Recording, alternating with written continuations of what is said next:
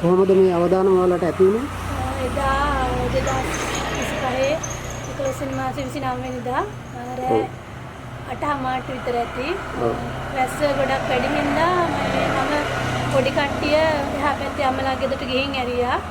ඊට පස්සේ කුමාරි 8:40ට විතර ඇති අපි ගේ ඇතුලේ හිටියේ.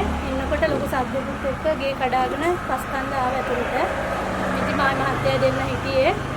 මම ජනේලෙන් එළියට පැන්නා. නැත්තම් අපි ඔක්කොමලා යට වෙනවා. අර පොඩි කට්ටියත් ඊට චුට්ට වෙලාවකට කලින් තමයි එහා පැත්තට ගිහින් ඇරියේ.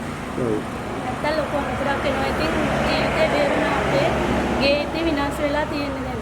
අපිට ඉන්න බැරි තත්ත්වයක් තමයි තියෙන්නේ. ගෙදර හැමතැනම පුපුරලා.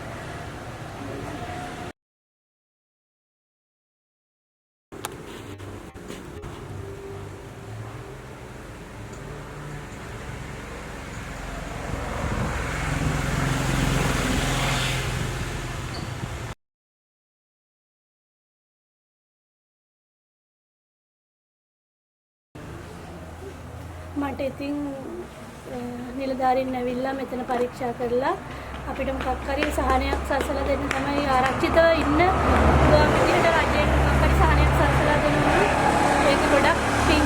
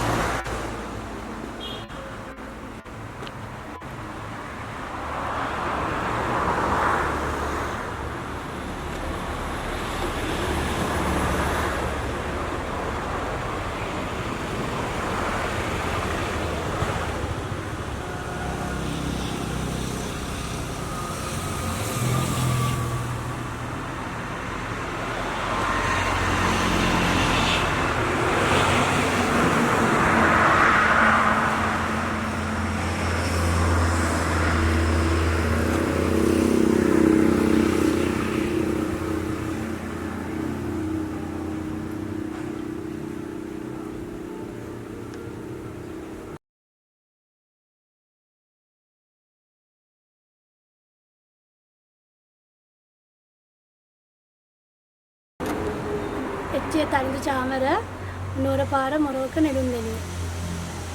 මෙතන තමයි පදිංචි ලිපිනය. ඔව්. මේ ස්ථානයේම තමයි මේ විපත සිද්ධ වෙලා තියෙන්නේ. ඔව්. ඔබේ දුරකථන අංකයක් තියෙනවා නම් කියන්න. 073යි 55යි 14යි 50.